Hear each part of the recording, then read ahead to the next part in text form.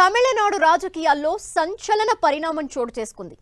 AIADMK party NDA కూటమిలో చేరింది. శషబిషలు లేవ్, షరతులు లేవ్, డీఎంకే మీద పోరాడేందుకే పొత్తు అన్నట్లు అమిత్ షా ప్రకటించారు. ఈ పొత్తుతో అరవ రాజకీయాల్లో ఏం జరగబోతోంది? పాలిటిక్స్ ఎలాంటి మలుపులు తీసుకోబోతున్నాయి? మొత్తం మీద అన్నాడీఎంకే తన పట్టుదల నెగ్గించుకుందా? ఇక రెండు పార్టీల వ్యూహాలు ఎలా ఉండబోతున్నాయి?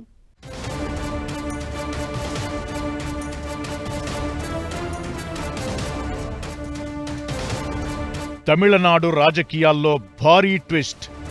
ఎన్డీఏలో చేరిన అన్నాడీఎంకే 2026లో కలిసి పోటీ చేయనున్న పార్టీలు. తమిళ రాజకీయం ఏ మలుపు తీసుకోబోతోంది? ఈ పొత్తు ఎవరికి లాభం, ఎవరికి నష్టం? ఎన్నికలకు ఏడాది ముందు నుంచే తమిళ పాలిటిక్స్ రచ్చరేపుతున్నాయి. అధికారం నిలబెట్టుకోవాలని డీఎంకే, గెలవకపోతే పార్టీ ఉనికే ప్రశ్నార్థకమవుతుందనే టెన్షన్లో అన్నాడీఎంకే ఎత్తులకు పై ఎత్తులు వేస్తున్నాయి. ఇలాంటి పరిణామాల మధ్య కీలక పరిణామం చోటు చేసుకుంది. ఏఐఏడీఎంకే ఎన్డీఏ కూటమిలో చేరింది. రెండు పార్టీలు కలిసి రాబోయే అసెంబ్లీ పోతున్నాయని హోంమంత్రి అమిత్ షా స్వయంగా ప్రకటించారు. ఎన్డీఏ కూటమి ముఖ్యమంత్రి అభ్యర్థిగా అన్నాడీఎంకే చీఫ్ పళనిస్వామి పేరును ఖరారు చేశారు. ఏఐఏడీఎంకేకు ఎలాంటి షరతులు పెట్టకుండానే తాము ఈ నిర్ణయం తీసుకున్నట్లు వివరించారు. आज एआईडीएमके और भारतीय जनता पार्टी के नेताओं ने मिलकर तय किया है कि आने वाला तमिलनाडु विधानसभा चुनाव एआईडीएमके, भारतीय जनता पार्टी और सभी साथी दल मिलकर एनडीए के नाते लड़ेंगे. నిజానికి బీజేపీ అన్నాడీఎంకే మధ్య పొత్తులు ఖాయమని ఎప్పట్నుంచో ప్రచారం జరుగుతోంది. ఆ మధ్య పార్టీ సీనియర్లతో కలిసి పళనిస్వామి ఢిల్లీ వెళ్లి అమిత్ షాతో భేటీ కావడం ఈ ప్రచారాన్ని మరింత బలం చేకూర్చింది.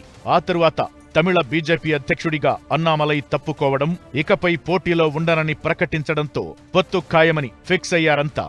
అయితే దీనికి సంబంధించిన ప్రకటన ఇప్పటికిప్పుడు వస్తుందని ఎవరూ ఊహించలేకపోయారు. అమిత్ షా తమిళనాడు పర్యటనకు వెళ్లినప్పటి నుంచి అందరి ఆసక్తి అక్కడే కనిపించింది. కట్ చేస్తే పొత్తు వ్యవహారం తేల్చేశారు. ఓవైపు అన్నాడీఎంకే చీఫ్ పళనిస్వామిని, మరోవైపు అన్నామలైని కూర్చోబెట్టుకుని మరీ ఎన్డీఏతో ఏఐఏడీఎంకే పొత్తును ప్రకటించారు. 1998లో అప్పటి సీఎం జయలలిత నేతృత్వంలో బీజేపీ అన్నాడీఎంకే కూటమిగా ఏర్పాటైనప్పుడు లోక్సభ ఎన్నికల్లో భారీ విజయం సాధించిన విషయాన్ని షా గుర్తు చేశారు.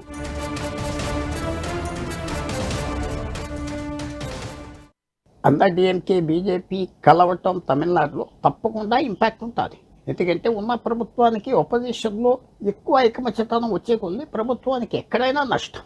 అన్నిటికంటే ముఖ్యం ఏంటంటే ఈవేళ డిఎంకే మీద ఎంత వ్యతిరేకత ఉన్నది ప్రజల్లో, వాళ్ళు తక్కువ వ్యతిరేకతతో మేనేజ్ చేసుకుంటున్నారు.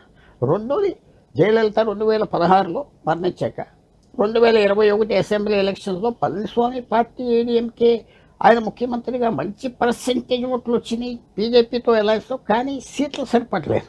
నిజానికి బీజేపీకి అన్నాడీఎంకే పెట్టిన కండిషన్ అన్నామలై మాత్రమే. ఆయన్ను తప్పిస్తే పొత్తుకు సిద్ధమన్నట్లుగా పళనిస్వామి కండిషన్ పెట్టినట్లు చర్చ జరిగింది. అదే నిజమన్నట్లు ఒకప్పుడు అన్నాడీఎంకే ఎమ్మెల్యే అయిన నయనార్ నాగేంద్రన్ కు పార్టీ పగ్గాలు అప్పగించింది బీజేపీ. దీంతో పొత్తు ప్రయాణం సాఫీగా సాగినట్లయింది. జయలలిత మరణం తరువాత అన్నాడీఎంకేలో చీలిక ఏర్పడింది. దీంతో ఆ సమయంలో బీజేపీతో తొలిసారి అన్నాడీఎంకే పొత్తు పెట్టుకుంది.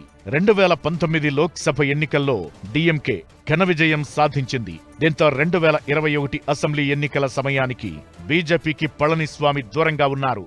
సైద్ధాంతిక విభేదాలు, ముఖ్యంగా తమిళనాడు బీజేపీ అధ్యక్షుడు అన్నామలై వ్యవహార శైలితో 2023లో బీజేపీతో అన్నాడీఎంకే అధికారికంగా తెగతెంపులు చేసుకుంది. ఇప్పుడు మళ్లీ ఆ పొత్తు చిగురించింది. 2024 లోక్సభ, అసెంబ్లీ ఉప ఎన్నికలతో పాటు స్థానిక సంస్థల ఎన్నికల్లోనూ డీఎంకే తిరుగులేని ఆధిపత్యం ప్రదర్శించింది. ఆ పార్టీ బలంగా కనిపిస్తుండడం, హిందీ ఉద్యమం లాంటి కార్యక్రమాలతో దక్షిణాదికి స్టాలిన్ నాయకుడిగా ఎదుగుతున్న పరిణామాల మధ్య ఈ ఎన్నికల్లో అధికారంలోకి వచ్చి తీరాలని అన్నాడీఎంకే ఫిక్స్ అయింది. కొన్ని షరతులతో బీజేపీతో పొత్తు విషయంపై నిర్ణయం తీసుకున్నట్టు తెలుస్తోంది. 234 అసెంబ్లీ స్థానాలున్న తమిళనాడు అసెంబ్లీకి వచ్చే సంవత్సరం ఎన్నికలు జరగనున్నాయి. తమిళనాడులో ఏఐఏడీఎంకే బీజేపీ పొత్తులకు పెద్ద చరిత్ర ఉంది. 1998 సార్వత్రిక ఎన్నికల్లో జయలలిత నేతృత్వంలోని పార్టీ బీజేపీతో జతకట్టి రాష్ట్రంలోని 39 సీట్లలో 30 సీట్లను గెలుచుకుంది. అప్పటి ఫలితాలను మళ్లీ ఇప్పుడు అసెంబ్లీ ఎన్నికల్లో రిపీట్ చేయాలని రెండు పార్టీలు ఫిక్స్ అయ్యాయి. కొత్త పొత్తుతో తమిళనాడు రాజకీయం ఎత్తులు కనిపించటం ఖాయంగా కనిపిస్తోంది. ఎన్డీఏలో అన్నాడీఎంకే చేరటంతో మరి విజయ్ పార్టీ పరిస్థితి ఏంటి? సింగిల్ గా పోటీ చేయాల్సిందేనా? ట్రయాంగిల్ ఫైట్ ఖాయంగా మారితే అధికార పార్టీకి లాభమయ్యే అవకాశాలుంటాయా? ఈ పొత్తు జస్ట్ టీజర్ మాత్రమేనా? తమిళనాడు రాజకీయాల్లో అసలైన ట్విస్ట్ రాబోయే రోజుల్లో చూస్తామా? ఎక్కడ నెగ్గాలో ఎక్కడ తగ్గాలో బీజేపీకి బాగా తెలుసు. తమిళనాడులో బలం పుంజుకునేందుకు ఎలాంటి త్యాగానికైనా సిద్ధమన్నట్లుగా రాష్ట్ర పార్టీ చీఫ్గా నయనార్ నాగేంద్రన్ను నియమించింది. సామాజిక సమీకరణాలతో పాటు అన్నాడీఎంకే నేతల డిమాండ్లను దృష్టిలో పెట్టుకుని ఈ నిర్ణయం తీసుకుంది.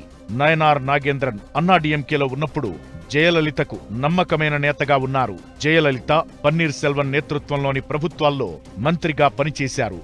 జయలలిత మరణం తరువాత బీజేపీలో చేరారు. వెంటనే బీజేపీ రాష్ట్ర ఉపాధ్యక్షుడిగా నియమితులయ్యారు.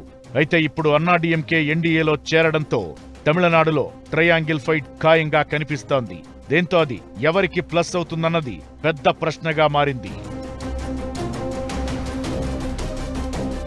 అయితే ఇప్పుడు బాల్ విజయ్ పార్టీ కోర్టులో ఉంది. ఆయన తన గట్టు వైపే ఉంటారా లేదంటే ఈ గట్టుకొస్తారా అనే చర్చ జరుగుతోంది. విజయ్ పార్టీ సొంతంగా బరిలోకి దిగితే తమిళనాడులో ట్రయాంగిల్ ఫైట్ ఖాయం.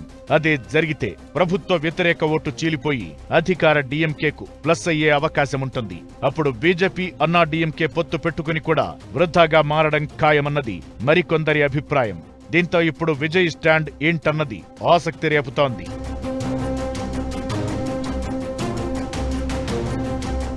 నిజానికి అన్నాడీఎంకే విషయంలో వ్యతిరేకంగా లేకపోయినా బీజేపీ మీద మాత్రం విజయ్ పోరాటం చేస్తున్నారు. త్రిభాషా విధానంతో పాటు లోక్సభ నియోజకవర్గాల పునర్విభజన వ్యవహారంపై కేంద్రంపై చాలాసార్లు బహిరంగంగానే కామెంట్లు చేశారు. అలాంటిదిప్పుడు ఆయన బీజేపీతో కలుస్తారా లేదా అన్నది $1 మిలియన్ ప్రశ్నగా మారింది. ఎప్పుడైతే ఏడీఎంకే బీజేపీతో వెళ్ళిపోయిందో తప్పకుండా ఇప్పుడు విజయ్ పార్టీకి ఒక పెద్ద ఆలోచన. ముందరి నుంచి మేము బీజేపీతో ఏం పట్టించుకోమన్న వ్యక్తి ఇప్పుడు ఆయనకి ఆల్టర్నేటివ్ లేదు. డిఎంకేతో కలవలేదు. ఏడీఎంకేతో ఆల్రెడీ పొత్తులో వెళ్ళిపోయిన బీజేపీతో రాజకీయంలో ఎప్పుడైనా ఏ పొత్తు అయినా వస్తుంది. కాబట్టి ఫ్యూచర్లో ఇంకా సంవత్సరం టైం ఉన్నది. ఆయన యాక్టర్గా దిగేడు పాపులారిటీ చూపెట్టుకోవటానికి ఆయనకి కనుక మంచి రిజల్ట్ రాకపోతే పూర్తిగా దెబ్బతింటాడు. కాబట్టి ఆ పొత్తులో జాగ్రత్తగా డిఎంకే బీజేపీలో మనం చెప్పలేం. అయితే 2026 అసెంబ్లీ ఎన్నికల్లో తమ పార్టీ స్వతంత్రంగానే పోటీ చేస్తుందని, ఎలాంటి పొత్తు ఉండదు అంటూ టీవీకే పార్టీ వ్యూహకర్త ప్రశాంత్ కిషోర్ గతంలో ప్రకటించారు. దానికే ఫిక్స్ అవుతారా? అన్నాడీఎంకే నేతలు రంగంలోకి దిగి విజయ్తో మాట్లాడతారా? పొత్తులకు ఒప్పిస్తారా? ఏం జరగబోతోంది? తమిళనాట అసలు ట్విస్టులు త్వరలో చూడబోతున్నామా అనే చర్చ జోరుగా సాగుతోంది.